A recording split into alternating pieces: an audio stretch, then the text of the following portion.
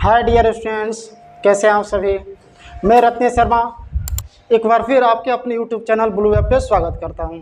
Dear students, आज के इस लेक्चर में हम पढ़ेंगे सेंटेंस और सेंटेंस के पार्ट्स के बारे में। एक्चुअली प्रीवियस वीडियो में मैंने सेंटेंस और सेंटेंस के टाइप्स के बारे में अच्छे तरीके से डिफाइन कर दिया था और आज हम पढ़ेंगे सेंटेंस के पार्ट्स के बारे में। ठीक है, तो चलिए लेक्चर को स्टार्ट करते हैं। Okay, sentence and its parts. Sentence and its parts. इस टॉपिक को स्टार्ट करने से पहले मैं आप लोग से पूछना चाहता हूँ कि क्या आप ये डिफरेंस बता सकते हैं कि what is the difference between parts and types. What is the difference बता सकते हैं आप। चलिए इसके बारे में मैं बताता हूँ कि सेंटेंस एक्चुअली पार्ट्स क्या होता है और टाइप्स क्या होता है। स्टूडेंट को बहुत ज़्यादा कन्फ्यूजन होता है कि सेंटेंस के पार्ट्स भी पढ़ाया जाता है, सेंटेंस के टाइप भी पढ़ाया जाता है, तो पार्ट्स क्या होता है, टाइप्स क्या होता है। ठीक है, चलिए इसको मैं एग्जाम्पल के द्वारा आप लोग को एक्सप्लेन कर रहा हूँ। टाइप्स क्या होता है, जैसे सपोज कीजिए कि हम यदि एक मोबाइल के बारे में बात की जाए। ठीक है, यदि मैं मोबाइल के बारे में बात करूँ तो मेरे पास एक रेडमी का फ़ोन है। ठीक है, किसी के पास ओप्पो होगा, किसी के पास वीवो होगा, किसी के पास सैमसंग होगा, किसी के पास आईफोन होगा। ठीक है, ये मोबाइल के क्या हो गए, डिफरेंट टाइप्स हो गए, मतलब मोबाइल के अलग अलग क्या होगा, ये पार्ट्स हो गए। ठीक है, टाइप्स मतलब उसके प्रकार। ठीक है, तो ये मोबाइल के अलग अलग क्या हो गए, प्रकार हो गए। लेकिन यदि मैं बात करूं कि सेंटेंस के पार्ट्स, ठीक है, यदि इस मोबाइल के ही एग्जांपल से मैं बात करूं कि यदि मोबाइल के यदि पार्ट्स के बारे में बात की जाए, पार्ट्स मतलब होता है कि भाग, कि एक जो मोबाइल फ़ोन है ये किस किस पार्ट से मिलकर बना है। आ रहा है समझ में कि जो मोबाइल फ़ोन है, राइट। जैसे कि सपोज कीजिए जो हमारे पास मोबाइल फ़ोन्स होता है इसमें एक तो स्पेयर लगा नहीं होता है, इसमें माइक भी होता है, इसमें कैमरा भी होता है। ठीक है, इसमें सेंसर भी होते हैं।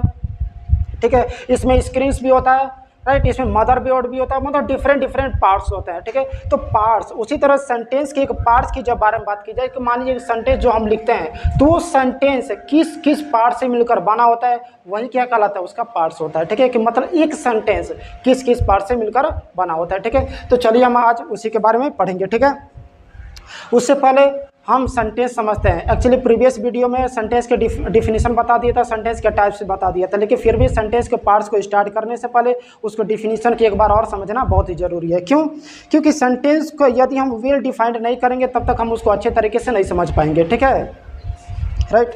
तो चलिए हम सेंटेंस को फिर से स्टार्ट करते हैं। सेंटेंस के साथ साथ हम इसको पार्ट्स को भी समझेंगे और सेंटेंस को हम स्ट्रक्चर बनाते कैसे हैं, सेंटेंस को हम कैसे पता कर पाएंगे, ये सारी जो हमारी प्रॉब्लम्स है इस कंटेंट के द्वारा, इस वीडियो के द्वारा पूरी तरह से क्या हो जाएंगे, आपको कंफर्म हो जाएंगे। ठीक है, सबसे पहले हम सेंटेंस लिखते हैं। Sentence,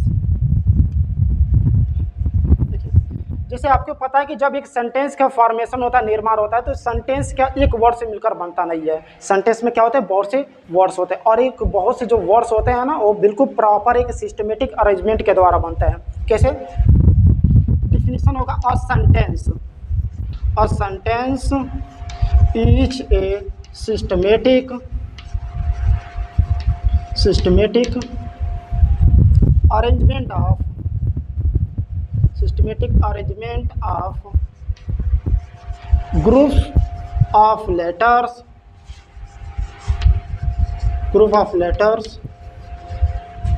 which makes a complete sense या मीनिंग। ठीक है, इसको ध्यान से समझिए। जैसे कि हम सेंटेंस, एक वाक्य के बारे में जब बात की जाती है तो सेंटेंस क्या होता है, सिस्टमेटिक अरेंजमेंट होता है। यदि हम सेंटेंस में कोई भी वर्ड्स को किधर भी लिख दे तो उससे हमारा सेंटेंस का फॉर्मेशन नहीं होगा। हम सेंटेंस तो बना देंगे लेकिन उसका मीनिंग नहीं निकलेगा। देखिए सेंटेंस का हमको मेन डिफिनीशन क्या होता है कि वो ग्रुप ऑफ द वर्ड्स भी होना चाहिए और उसका क्या निकलना चाहिए, मीनिंग भी निकलना चाहिए। जब तक हम उसको प्रॉपर मीनिंग नहीं निकलेगा, प्रॉपर सेंस समझ में नहीं आएगी, तब तक वो सेंटेंस नहीं होगा। ठीक है, जैसे जनरल तरीके से एक साधारण भाषा में बात करें कि सेंटेंस एक्चुअली होता क्या है। देखिए जैसे हम क्या करते हैं, अपनी बातों का आदान प्रदान करते हैं। जैसे मान लीजिए हम अपनी बातें आप लोग से आदान प्रदान कर रहे हैं और आप लोग बातें क्या कर रहे हैं, हमसे आदान प्रदान कर रहे हैं, तो यही क्या हो गया, वाक्य।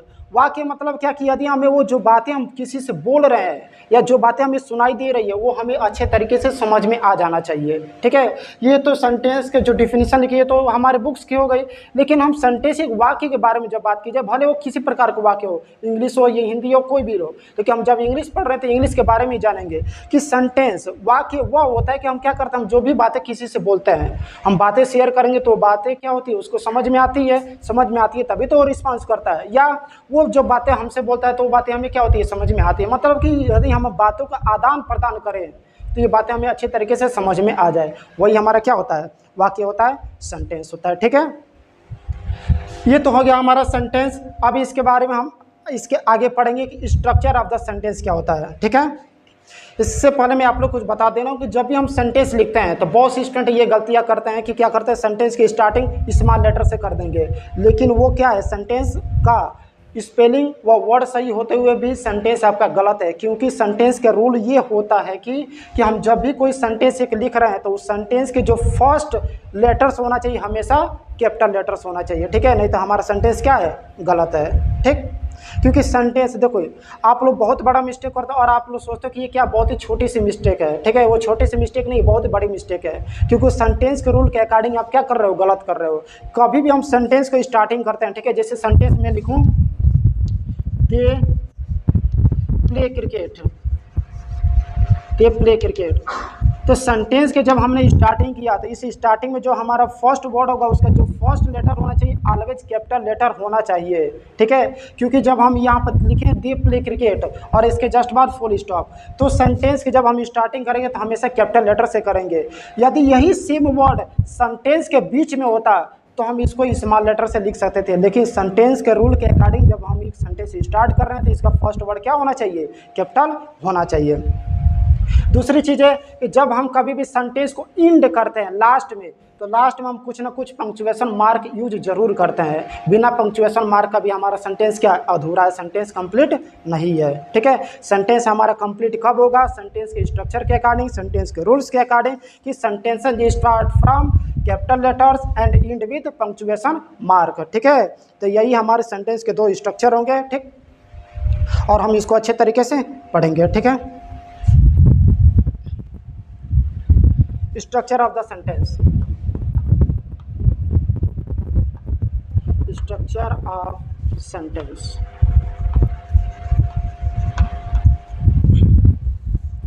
इसका फर्स्ट होता है sentences, sentences started from capital letter and end with punctuation mark, end with punctuation mark। Example अभी लिखा था दे प्ले क्रिकेट। ठीक है, देखिए इस सेंटेंस में हम जो फर्स्ट लेटर लिखे हैं, फर्स्ट लेटर क्या हमारा कैपिटल लेटर है और लास्ट में हम पंक्चुएशन मार्क यूज किए, पंक्चुएशन मार्क फुल स्टॉप। वो सेंटेंस के सेंस अकॉर्डिंग हमें पता है कि कब सेंटेंस में हम फुल स्टॉप यूज करते हैं, कब सेंटेंस में हम क्वेश्चन मार्क का यूज करते हैं, कब सेंटेंस में हम एक्सक्लेमेशन मार्क का यूज करते हैं। ठीक है, जब सेंटेंस के आप काइंड पढ़ें, आप लेक्चर नंबर फर्स्ट देखेंगे, आप लोग अच्छे तरीके से समझ में आ जाएंगे। ये हो गया। ठीक है, अब हम सेंटेंस के इसमें देख रहे हैं कि सेंस हमारा क्या असर्टिव सेंटेंस, इसीलिए लास्ट में हमने फुल स्टॉप का यूज किया, पंक्चुएशन मार्क। अब आप बोलोगे सर कि पंक्चुएशन मार्क केवल फुल स्टॉप, क्वेश्चन मार्क या एक्सक्लेमेशन मार्क तो होता नहीं है, कामा भी होता है, सेमी कॉमा, ठीक है, कॉलन भी होता है, ठीक है, कॉलन भी होता है, लेकिन उसका यूज तो यहाँ पर है नहीं। देखो ध्यान से, सेंटेंस जब कभी भी इंड होता है तो 3 ही पंक्चुएशन मार्क यूज होता है। कौन कौन, फुल स्टॉप, ठीक है, देन उसके बाद से क्वेश्चन मार्क और एक्सक्लेमेशन मार्क। सेंटेंस के इंड में यही 3 पंक्चुएशन मार्क का यूज करते हैं। जैसे ये असर्टिव सेंटेंस हो गया, यदि इंटरोगेटिव सेंटेंस होगा what are you doing, what are you doing, तुम क्या कर रहे हो। ठीक है, व्हाट आर यू डूइंग, देखिए यहाँ पे क्वेश्चन पूछा जा रहा है, इसलिए ये इंटरोगेटिव सेंटेंस में क्वेश्चन मार्क का यूज किया गया। ठीक है, यदि एक और सेंटेंस हमने यहाँ पे what a beautiful flower it is, देखिए यह कितना सुंदर फूल है। ठीक है, ये सेंटेंस हमारा एक्सक्लेमेटरी है, इसलिए लास्ट में हमने क्या मार्क यूज किया, एक्सक्लेमेशन मार्क का यूज किया। ठीक है, इस मार्क को हम बोलते हैं फुल स्टॉप, इस मार्क को बोलते हैं, ठीक है, क्वेश्चन मार्क, क्वेश्चन मार्क, और इस मार्क को बोला जाता है exclamation mark,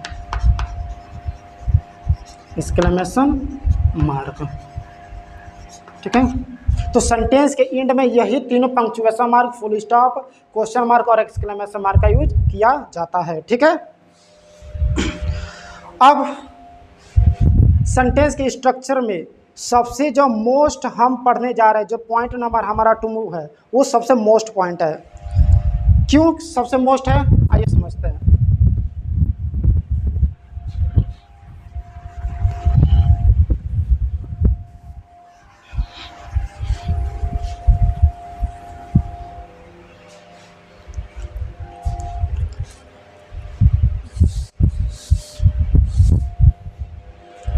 structure of the sentence में जो हमारा सेकेंड पॉइंट है कि जब कभी भी हम सेंटेंस स्टार्ट करते हैं तो सेंटेंस का जो फॉर्मेशन बनता है वो होता है पहले सब्जेक्ट, वर्ब, देन उसके बाद से ऑब्जेक्ट। सबसे पहले लिखते हैं ना सब्जेक्ट, उसके बाद हम लिखते हैं वर्ब, देन उसके बाद हम क्या लिखते हैं, ऑब्जेक्ट। ठीक है, स्ट्रक्चर में सबसे पहले सब्जेक्ट को लिखा जाता है, देन वर्ब को लिखा जाता है, देन उसके बाद से क्या लिखा जाता है, ऑब्जेक्ट। लेकिन ऐसा क्यों नहीं ये सेंटेंस पहले वर्ब से स्टार्ट होता है, क्यों नहीं ये सेंटेंस पहले ऑब्जेक्ट से स्टार्ट होता है, क्यों नहीं ये सेंटेंस के एंड में सब्जेक्ट होता है, ऐसा क्यों नहीं होता है, पहले सब्जेक्ट ही क्यों लिखा जाता है। ठीक है, तो इसके पीछे रीज़न है, और रीज़न क्या है, मेन रीज़न है, उसको मैं एग्जाम्पल के द्वारा आप लोग को समझा रहा हूँ, ध्यान से सुनिएगा। जैसे सपोज ये सब कोई साइकिल के बारे में जानते हो, साइकिल चलाए भी हो, बहुत नहीं चलाओ तो साइकिल के बारे में जानते भी हो। सपोज कीजिए साइकिल क्या स्टैंड है, कोई वहाँ पर नहीं है, तो सबसे पहले हम क्या करेंगे, साइकिल के पास जाएंगे, साइकिल पर बैठेंगे, मतलब एक इंसान सबसे पहले क्या हुआ, साइकिल पर जाकर बैठा। ठीक है, तो मतलब सबसे पहले सब्जेक्ट मीन्स होता है कर्ता, काम को करने वाला। ठीक है, जिसे बोलते हैं कर्ता। ठीक है, जिसे डूअर, काम करने वाला। ठीक है, काम करने वाला, काम करने वाला। तो सबसे पहले एक सब्जेक्ट तो चाहिए ही चाहिए, क्योंकि यदि मान लीजिए साइकिल को एक जगह से दूसरी जगह लेकर जाना है तो बिना किसी इंसान का, बिना किसी डूअर, बिना किसी काम करने वाले की, बिना वो साइकिल एक जगह से दूसरी जगह तो जाएगा नहीं, ये तो पॉसिबल है ही नहीं। ऐसा तो कुछ मैजिक है नहीं कि मैजिक से ऑटोमेटिक साइकिल चलने लगे, ऐसा कुछ नहीं है। ठीक है, तो सबसे पहले एक सब्जेक्ट, एक कर्ता, काम करने वाला गया और वो साइकिल पर बैठा। ठीक है, अब वो क्या करेगा, साइकिल को पैडलिंग करेगा।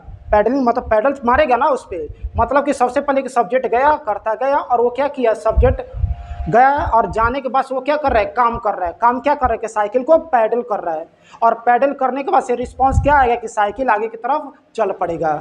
आ रहा है समझ में, मतलब कि एक साइकिल को आगे की तरफ चलने के लिए एक बिल्कुल स्ट्रेट, एक रुकी हुई साइकिल है, उसको आगे की तरफ चलने के लिए सबसे पहले क्या जरूरी है कि एक काम करने वाला इंसान, मतलब एक सब्जेक्ट चाहिए। और सब्जेक्ट के बाद से वो जो वर्ब होगा, ठीक है, वो क्या करेगा, पैडलिंग करेगा, मतलब वो वर्ब किया, और वर्ब करने के बाद से ऑब्जेक्ट, ठीक है, रिस्पॉन्स क्या मिलेगा, वो साइकिल आगे की तरफ चल पड़ा। ठीक है, मतलब आया समझ में कि सबसे पहले करता जाएगा, उसके बाद वो काम करेगा, और काम करने के बाद से उसका काम का प्रभाव पड़ेगा कि वो साइकिल आगे की तरफ चल पड़ा। जैसे मान लीजिए यहाँ पे फैन है, ठीक है, फैन को हम क्या करना है, यदि ऑन करना है तो क्या करेंगे, ऑन तो ऑटोमेटिक होगा नहीं, हम बोल देंगे ऑन हो जाएगा, क्या नहीं, हम क्या करेंगे, सबसे पहले बोर्ड के पास जाएंगे। ठीक है, और बोर्ड के पास जाने के बाद से क्या करेंगे, स्विच को ऑन करेंगे। सबसे पहले एक सब्जेक्ट आया तभी तो, जैसे फ़ैन को ऑन करना है, ठीक है, तो फ़ैन को ऑन करने के लिए क्या करेंगे, एक इंसान कोई जाएगा बोर्ड के पास और जाकर वो क्या करेगा, प्रेस करेगा तभी तो फ़ैन ऑफ होगा। मतलब कि सबसे पहले एक सब्जेक्ट आया, उसने वर्ब काम किया, तब उसका काम का प्रभाव ये पड़ा कि उसने जो काम किया उसका रिजल्ट मिला कि वो फ़ैन क्या हो गया, ऑफ हो गया। ठीक है, उसके बाद से वर्ब, और वर्ब हम देखेंगे, वर्ब में एक होता है हमारा हेल्पिंग वर्ब, और एक होता है एक्शन वर्ब जिसे बोलते हैं, या जिसे मेन वर्ब बोलते हैं, एक्शन वर्ब या मेन वर्ब। देखिए, verb, helping verb, action verb या मेन वर्ब, राइट। अब हेल्पिंग वर्ब होते कितने हैं, हेल्पिंग वर्ब कौन कौन होते हैं, देखिए, हेल्पिंग वर्ब जो भी हम लिखते हैं क्या क्या, do, does, is, am, are, was, were, read, will, ये सॉल्व, ये सब हेल्पिंग वर्ब हो गए। ठीक है, उसके बाद से एक्शन वर्ब के लिए, एक्शन वर्ब के लिए सबसे इजी तरीके में बताया था कि इसको पहचाना कैसे जाता है कि आप यदि कोई वर्ड लिखा है तो उसका पहले मीनिंग फाइंड कीजिए, अर्थ है, और उस अर्थ के लास्ट में यदि ना आए, जैसे मैं बोलूँ सीट, ठीक है, कम, गो, जंप, सी, इन सब का मीनिंग आप लिखिए। सीट भी क्या होता है? बैठा ना, बैठा ना, लास्ट में क्या रहना, कम मिस होता है आना, आना, लास्ट में क्या रहना, गो मिस होता है जाना, लास्ट में क्या रहना, जंप मिस होता है कूदना, कूदना, सी मिस होता है देखना। तो जिस वर्ड को हम यदि वर्ड का हिंदी लिखे और उसके लास्ट में क्या आएगा, ना ना आएगा, वो सब क्या होगा, हमारा मेन वर्ब होगा या एक्शन वर्ब होगा। ठीक है, आए समझ में, इतना तो हो गया क्लियर। और लास्ट में क्या, ऑब्जेक्ट, जिस पर प्रभाव पड़ेगा। ठीक है, ये चीज़ें। बट यदि इतने स्ट्रक्चर को देखेंगे आप लोग तो एक चीज़ आप लोग को समझ में आना चाहिए कि सर हम सब्जेक्ट के बाद से वर्ब और ऑब्जेक्ट लिखते हैं, ये तो हमारा सेंटेंस का स्ट्रक्चर बन गया। ठीक है, लेकिन सबसे बड़ी जो ये प्रॉब्लम्स है कि जो हमारा हेल्पिंग वर्ब है या एक्शन वर्ब है, इसको हम कैसे पता करें कि हम सब्जेक्ट के जस्ट बाद हेल्पिंग वर्ब लिखेंगे या सब्जेक्ट के जस्ट बाद एक्शन वर्ब लिखेंगे। ठीक है, क्योंकि मान लीजिए हम तो जैसे नॉर्मल लिखते ही हैं, सेंटेंस जब हम बनाते हैं तो सब्जेक्ट के बाद से हेल्पिंग वर्ब लिखते हैं, लेकिन क्यों सब्जेक्ट के जस्ट बाद हम लोग हेल्पिंग वर्ब क्यों ही लिखते हैं, क्यों नहीं हम लोग मेन वर्ब या एक्शन वर्ब को लिखते हैं? जैसे कि सी इज राइटिंग अ लेटर, देखिए ये दोनों तो वर्ब हो गया, वर्ब हो गया ना, जिसमें हेल्पिंग वर्ब हो गया और ये मेन वर्ब हो गया। लेकिन हम सब्जेक्ट के जस्ट बाद क्यों नहीं मेन वर्ब को लिखे हैं, क्यों नहीं हेल्पिंग वर्ब को मेन वर्ब के पास लिखे हैं? तो ध्यान से सुनिए, जो हमारा हेल्पिंग वर्ब होता है, ठीक है, जो हमारा हेल्पिंग वर्ब होता है ये बताता है हेल्पिंग वर्ब कि हमारा जो सब्जेक्ट है सिंगुलर है या प्लूरल, बता रहे समझ में। यदि मान लीजिए हमने यहाँ पे यूज किया है, ठीक है, यदि यहाँ पे आर यूज होगा तो पता चलेगा कि हमारा सब्जेक्ट क्या होना चाहिए, प्लूरल होना चाहिए। ठीक है, मतलब जो हमारा हेल्पिंग वर्ब होता है यही हमें बताता है कि जो हमारा सब्जेक्ट है वो सिंगुलर होगा या प्लूरल होगा, पहला चीज़। ठीक है, हेल्पिंग वर्ब क्या हमें फाइंड कराता है, हेल्पिंग वर्ब, ठीक है, कि सब्जेक्ट, ठीक है, सब्जेक्ट है सिंगुलर सब्जेक्ट है या प्लूरल सब्जेक्ट है, पहला। ठीक है, दूसरा ये है कि ये जो हमारा हेल्पिंग वर्ब है ये पता चलाता है, ठीक है, कराता है कि ये जो हमारा हेल्पिंग वर्ब है इसके अकॉर्डिंग जो हम सेंटेंस बनाए वो सेंटेंस किस टेंस में है, टेंस, समझ में आ रहा है? देखो एक बार और सुनिए ध्यान से, जो हमारा हेल्पिंग वर्ब होगा, ठीक है, जितना भी हेल्पिंग वर्ब लिखा, do, does, is, am, are, was, were, we, ठीक है, विल, शॉल, डिड, जितने भी हमारे हेल्पिंग वर्ब हो गए, इस हेल्पिंग वर्ब के थ्रू ही हमें पता चलता है कि जो हमारा सब्जेक्ट है वो सिंगुलर है या प्लूरल, राइट। सब्जेक्ट सिंगुलर है या प्लूरल हो किसके द्वारा पता चलता है, हमारे हेल्पिंग वर्ब के द्वारा। और दूसरा ये चीज़ है कि यदि कोई सेंटेंस है तो वो सेंटेंस किस टेंस में है ये भी पता चल जाएगा हेल्पिंग वर्ब के द्वारा, क्योंकि यदि helping verb do, does, is, am, are है तो हमें पता चलता है कि ये जो हमारा सेंटेंस है किस में है, प्रेजेंट में है। बता रही समझ में, क्योंकि do, does, is, am, are, ठीक है, हैज हैव छूट गया, ठीक है, हैज हैव, राइट, और इसमें हैड भी ऐड कर लीजिएगा, ठीक है, और हैज एंड हैव, यही तो हमें पता चलता है ना, जब हम हेल्पिंग वर्ब लिखते हैं तो हमें पता चलता है कि हमारा जो सेंटेंस है वो किस टेंस में है। जैसे मान लीजिए इसको हम ट्रांसलेट करेंगे, सी इज राइटिंग ए लेटर, वो एक पत्र लिख रही है। जब मैं पूछूंगा बताइए टेंस इसका क्या होगा, पत्र लिख रही है, मतलब वो किस में है, प्रेजेंट में है। ठीक है, देखिए तो हेल्पिंग वर्ब दो चीज़ हमें फाइंड कराता है कि जो हमारा सब्जेक्ट है सिंगुलर है या प्लूरल है, और दूसरा ये हमें पता चलाता है कि ये जो हमारा सेंटेंस दिया है किस टेंस में है। ठीक, अरे समझ में, इतना हो गया क्लियर? ठीक है, अगर नोट करना चाहे तो नोट कर सकते हैं, ठीक है, क्योंकि ये सबसे ज़्यादा ज़रूरी है, क्योंकि स्टूडेंट बहुत ज़्यादा कन्फ्यूजन होता है, उनके माइंड में कन्फ्यूजन होता भी है, क्वेश्चन आना भी चाहिए, कि क्यों पहले हम सब्जेक्ट लिखते हैं, क्यों वर्ब लिखते हैं, देन उसके बाद हम क्यों ऑब्जेक्ट लिखते हैं। ये सारी चीज़ें क्लियर हो गई। सब्जेक्ट वर्ब सबसे पहले करता होगा, ठीक है, उसके बाद वो करता है क्या करेगा, काम को करेगा, और काम जब करेगा तो उस काम का कोई ना कोई इफेक्ट पड़ेगा, असर पड़ेगा, वही हमारा क्या हो जाता है,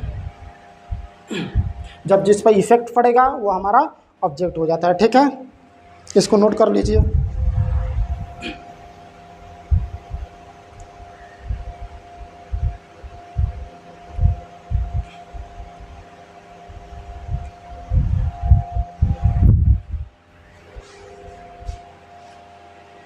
अच्छे से सिस्टमेटिक, इसलिए मैं बिल्कुल बेसिक ग्रामर से स्टार्ट किया हूँ कि आप लोग फेयर कॉपी बनाइएगा, और इंग्लिश ग्रामर का एक भी टॉपिक मिक्स नहीं होगा, और पूरे टॉपिक को अच्छे तरीके से डीपली स्टडी करके हम पढ़ेंगे। ठीक है, स्टडी करेंगे।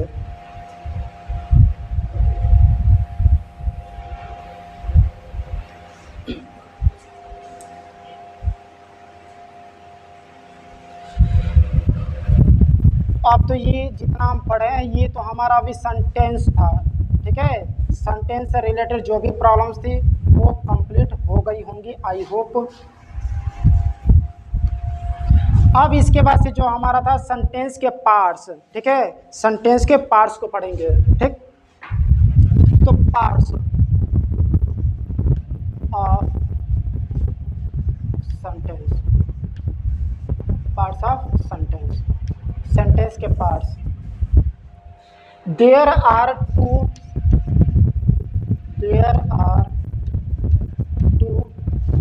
Parts of sentence. ठीक है, सेंटेंस के कितने पार्ट्स होते हैं? 2, क्योंकि सेंटेंस 2 पार्ट से मिलकर बना होता है। ठीक है, पार्ट्स जैसे मैं समझा दिया हूँ कि सेंटेंस अगर जो बना होगा किस किस चीज़ से मिलकर बना है, तो सब्जेक्ट से मिलकर बना है और प्रेडिकेट से मिलकर बना है। ठीक है, सब्जेक्ट से कितने पार्ट्स हो गए? 2। पहला सब्जेक्ट,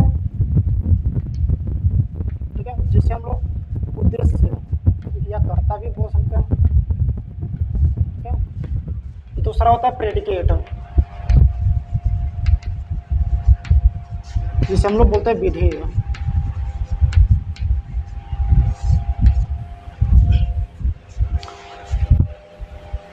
अब पहला सब्जेक्ट के बारे में पढ़ेंगे। सब्जेक्ट,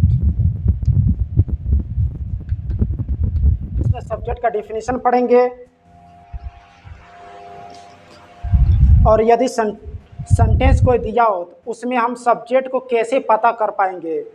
जैसे होता है कि आपके क्वेश्चन आते हैं कि find out the subject and predicate in the given sentence, तो आप लोग गलत कर देते हो। ठीक है, क्योंकि आप ट्रिक से याद करते हैं कि यदि कोई सेंटेंस उसमें जो फर्स्ट वर्ड है यही सब्जेक्ट होगा, और वो आपका ट्रिक फेल हो जाता है। ठीक है, तो हम एक ऐसा वर्ड, ठीक है, एक ऐसा मेथड बता रहा हूँ, ठीक है, जिसके थ्रू आप लोग अच्छे तरीके से, कितना भी टफ से टफ सेंटेंस क्यों ना हो, आप उसको बहुत इजी तरीके से फाइंड कर पाएंगे कि हमारा सब्जेक्ट एक्चुअली कहाँ पर है और कौन सा है। ठीक है, बहुत आसानी तरीके से आप लोग पता कर पाओगे। ठीक है, तो सबसे पहले हम सब्जेक्ट पढ़ते हैं। सब्जेक्ट होता क्या है कि subject is the parts of sentence which show an action means होता है कार्य। ठीक है, an action in a sentence, मतलब किसी सेंटेंस में ये बताता है कि किसके द्वारा काम को किया जा रहा है। ठीक है, जो हमारा सब्जेक्ट होता है सेंटेंस का पार्ट्स होता है। ठीक है, और वही जो सब्जेक्ट हमें ये बताता है कि सेंटेंस में किसके द्वारा काम को किया जा रहा है और काम को करने वाला कौन है। ठीक है, देखो ये हो गया सब्जेक्ट। अब सब्जेक्ट के बाद से जो आपके सब्जेक्ट और प्रेडिकेट से क्वेश्चन से अराइज होते हैं कि find out the subject and predicate, subject और प्रेडिकेट के पता लगाइए, पता कीजिए कि इसमें सब्जेक्ट क्या है। ठीक है, तो हम कैसे पता लगाएंगे? ठीक है, how to find subject in a sentence, how to find the subject in a sentence. एक सेंटेंस में हम कैसे पता करें कि हमारा सब्जेक्ट क्या है। ठीक है, देखो जब मैं सब्जेक्ट जो आपका सेंटेंस के जब मैं स्ट्रक्चर पढ़ाया था उसमें मैं बताया था कि सब्जेक्ट सबसे पहले उसका स्ट्रक्चर में क्या लिखते हैं, सबसे पहले सब्जेक्ट लिखते हैं, उसके बाद से हम वर्ब लिखते हैं और उसके बाद से क्या लिखते हैं, ऑब्जेक्ट। पढ़ाया हूँ ना अभी, ठीक है। देखिए फिर से लिखवा दे रहा हूँ, ठीक है। सबसे पहले हम लिखते हैं सब्जेक्ट, उसके बाद से वर्ब लिखते हैं, देन उसके बाद से object.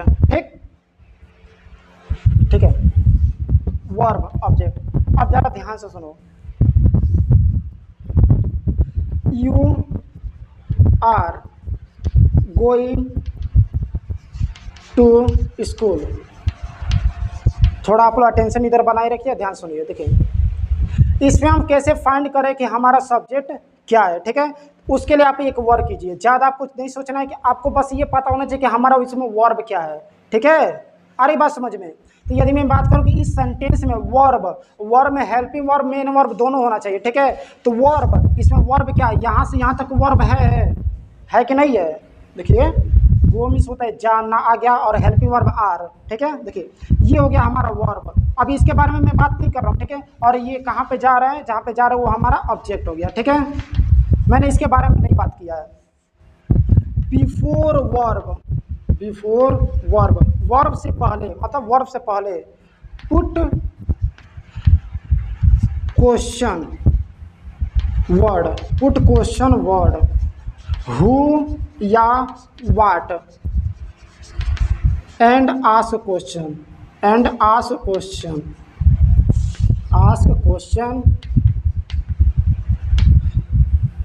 Then which answer we get, that is our subject।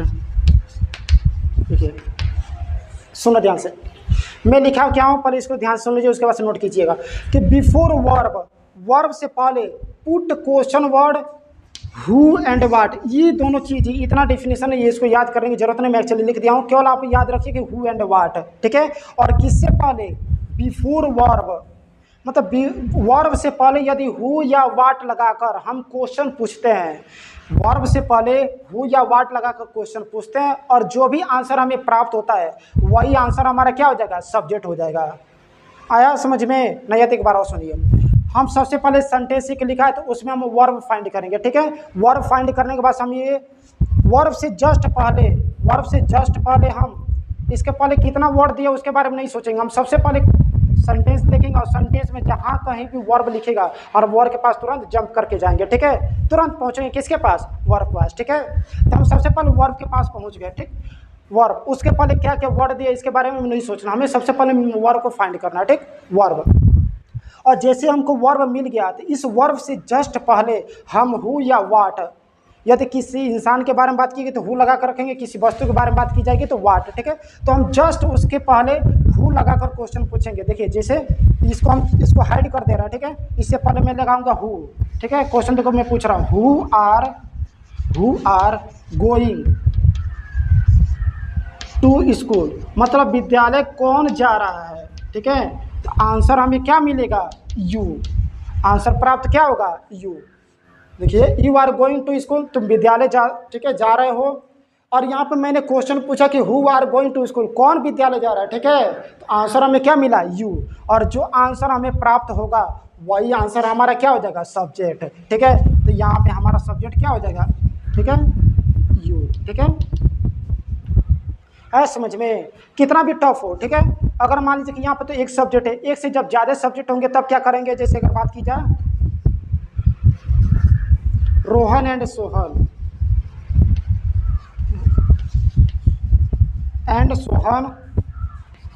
Play cricket, Rohan और सोहन क्रिकेट खेलते हैं, ठीक है। हम सबसे पहले वर्ब फाइंड करेंगे, वर्ब हमारा क्या इसमें, प्ले, वर्ब है ना, और वर्ब से पहले हम क्या रखेंगे, हु, ठीक है। क्वेश्चन पूछे हु प्ले क्रिकेट, अरे समझ में, हु प्ले क्रिकेट जब रखेंगे तो हमें आंसर क्या प्राप्त होगा, रोहन एंड सोहन, अरे समझ में। तो रोहन एंड सोहन जब आंसर प्राप्त हो गए तो यही रोहन एंड सोहन हमारा क्या हो जाएगा, सब्जेक्ट हो जाएगा, अरे समझ में, ठीक है। बहुत बढ़िया, ये तो हो गया असर्टिव सेंटेंस, ठीक। अगर मान लीजिए कि सेंटेंस आपका इंपरेटिव सेंटेंस हो तबके से, ठीक है। इंपरेटिव सेंटेंस में बहुत ज़्यादा प्रॉब्लम्स होती है, क्योंकि इंपरेटिव जो सेंटेंस होता है उसमें सब्जेक्ट हाइड रहता है, छुपा रहता है, ठीक है। ये सबसे मोस्ट है, सबसे ज़्यादा इंपॉर्टेंट है, ठीक है। इंपरेटिव सेंटेंस, यदि इंपरेटिव सेंटेंस दिया हो, ठीक है, please give me one glass of water, कृपया मुझे एक गिलास पानी दीजिए, ठीक है। सुनो ध्यान से। लेकिन जब ये सेंटेंस का सेंस क्या हुआ कि मुझे एक गिलास पानी दीजिए, मैं किससे बोल रहा हूँ पता चल पा रहा है? नहीं पता चल रहा है ना। जैसे आप सुनिए ध्यान से, देखिए इसको, please give me one glass of water, मुझे एक गिलास पानी दीजिए। मैं ऐसे ही बोल दिया कि ना किसी का नाम लिया हूँ ना किसी से बोला हूँ। मतलब कि इंपरेटिव सेंटेंस जो होता है उसमें सब्जेक्ट हमेशा छुपा रहता है, ठीक है। और जो छुपा हुआ सब्जेक्ट होता है वो होता है यू, ठीक है। क्यों यू होता है इसके पीछे का रीजन बता रहा हूँ, ठीक है। एक बार और सुनिए ध्यान से कि जो भी हमारा इंपरेटिव सेंटेंस होता है उसमें सब्जेक्ट देख लीजिए हमेशा छुपा हुआ है। क्योंकि यहाँ पर अगर होता है कि Rohan please give me one glass of water, तब तो रोहन हमारा सब्जेक्ट हो जाता है। लेकिन यहाँ पर देखिए कि सब्जेक्ट क्या है, छुपा हुआ है, सब्जेक्ट कुछ है ही नहीं। मैं पानी मांग रहा हूँ बट किससे मांग रहा हूँ ये कुछ पता नहीं है, ठीक है। तो इसमें जो सब्जेक्ट हम मानते हैं उसको यू को मानते हैं। यू क्यों मानता है इसके पीछे रीजन देखिए।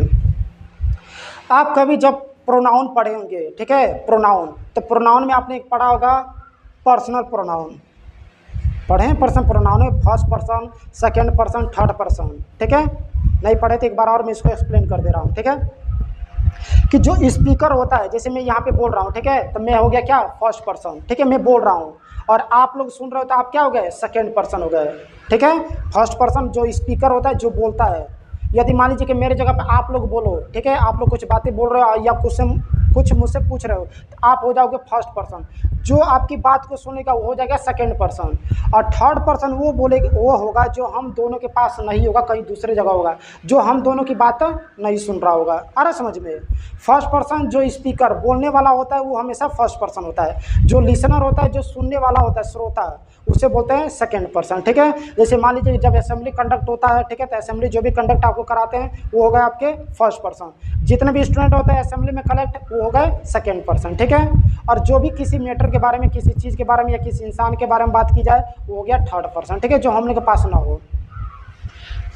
तो इसमें सब्जेक्ट यू क्यों लेते हैं, इसके पीछे रीजन यही होता है। अच्छा ये बताइए कि जब कभी भी मुझे मान लीजिए एक गिलास पानी मुझे मांगना होगा, तो मैं किससे मांगूंगा, जो मेरे पास होगा उससे मांगूंगा या मुझसे बहुत ही ज़्यादा दूर होगा उससे मांगूंगा? जो बहुत ज़्यादा दूर होगा वो मेरी बात को सुनेगा। अच्छा ये बताइए, आप अपने घरों में कुछ मांगना चाह रहे हो, ठीक है, या किसी को आप एडवाइस दे रहे हो, ठीक है, या किसी से आप रिक्वेस्ट कर रहे हो, तो किससे करोगे, जो आपके पास होगा उसी से तो करोगे। मतलब कि आप रिक्वेस्ट कर रहे हो तो आप फर्स्ट पर्सन, और जिससे आप कर रहे हो वो कौन हो गया, सेकंड पर्सन। अरे समझ में। मान लीजिए कि आप हो गए, आप अपनी बातें बोल रहे हो, अपनी बातें शेयर कर रहे हो या किसी को एडवाइस दे रहे हो, तो आप हो गए फर्स्ट, और जो आपकी बात को सुन रहा है वो हो गया सेकंड पर्सन, ठीक है। और सेकंड पर्सन का जो प्रोनाउन होता है वो क्या होता है, यू होता है, ठीक है।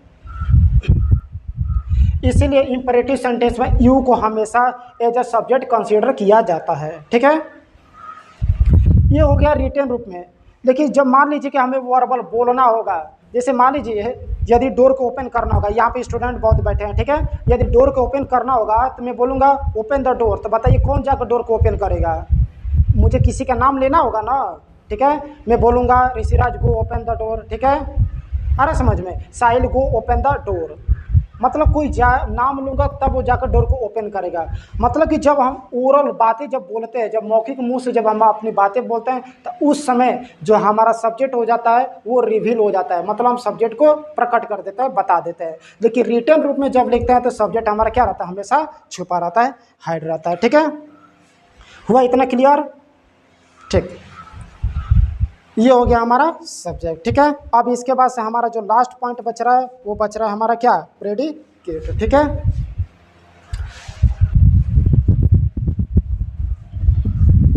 प्रेडिकेट बहुत सिंपल है, क्योंकि जब हम सब्जेक्ट में एक, यदि सेंटेंस में हम फाइंड कर लिए कि सब्जेक्ट हो गया, मान लीजिए कि हम सब्जेक्ट जितना फाइंड कर लिए, एक वर्ड या दो वर्ड, जो भी सब्जेक्ट हमें मिल गया, उसके बाद से जितना बचा सब क्या है, प्रेडिकेट है, ठीक है। Predicate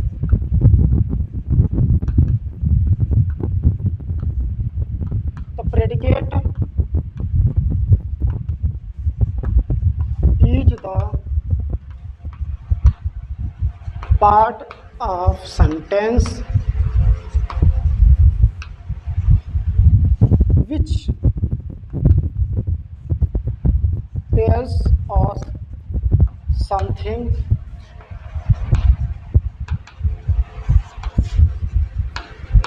about subject। प्रेडिकेट वह होता है जो हमें बताता है कि सब्जेक्ट कर क्या रहा है, ठीक है। जैसे मैं बोलूँ Rohan play cricket, Rohan pledge cricket, Rohan cricket खेलता है, मतलब कि इसमें रोहन हो गया सब्जेक्ट और इसमें ये बता रहा है कि रोहन क्या कर रहा है, ठीक है। रोहन क्या कर रहा है, रोहन क्रिकेट खेल रहा है, और जो क्रिकेट खेल रहा है वो क्या हो गया, हमारा प्रेडिकेट हो गया। मतलब कि सब्जेक्ट के बारे में बताया कि रोहन कर क्या रहा है, तो रोहन क्या कर रहा है, क्रिकेट खेलता है, ठीक है।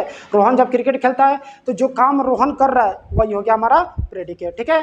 तो वही हो गया कि जो सब्जेक्ट के बारे में बताता है कि सब्जेक्ट कर क्या रहा है। जैसे मैं बोलूँ Sita is singing a song, Sita एक गीत गा रही है, तो सीता क्या कर रही है, गीत गा रही है, मतलब सीता अगर जो काम कर रही है वही हमारा क्या हो गया, प्रेडिकेट हो गया, ठीक है।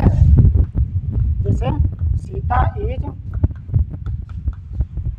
सिंगिंग अ सॉन्ग, ठीक है, सीता एक गीत गा रही है, ठीक है। इसमें देखिए सब्जेक्ट तो हमें पता है कि सीता हो गया, और ये काम कौन से कर रही है, गीत गाने का काम कर रही है, ठीक है। ये गीत गाने का काम कर रही है, तो इतना से यहाँ तक, ठीक है। मतलब कि जो हमारा स्ट्रक्चर बनता है सब्जेक्ट वर्ब और ऑब्जेक्ट, इसमें हमारा बस सब्जेक्ट फाइंड हो गया, उसके बाद से जितना भी बचेगा, ठीक है, वर्ब हो गया, ऑब्जेक्ट हो गया, अदर वर्ड हो गया, ये जो भी, ये सब हमारे किस में हो जाएंगे, प्रेडिकेट में हो जाएंगे। अरे ये बात समझ में, ठीक है। तो आज का ये लेक्चर हम यहीं पे समाप्त होता है। लेक्चर नंबर फर्स्ट में मैंने सेंटेंस और सेंटेंस के टाइप्स को एक्सप्लेन कर दिया था। इस लेक्चर में मैंने सेंटेंस और सेंटेंस के जो पार्ट्स थे, जो भी डाउट्स थे, जो भी प्रॉब्लम थी, ये सारी चीज़ें खत्म हो गई है, ठीक है। तो आज के लेक्चर यहीं पे समाप्त करते हैं और उम्मीद करते हैं कि ये वीडियो आप लोग को अच्छी लगेंगी। यदि वीडियो अच्छी लगेंगी तो आप लोग क्या कीजिए, वीडियो को लाइक कीजिए, ज़्यादा से ज़्यादा शेयर कीजिए और सब्सक्राइब जरूर कीजिएगा, ठीक है। तब तक के लिए बाय, थैंक यू।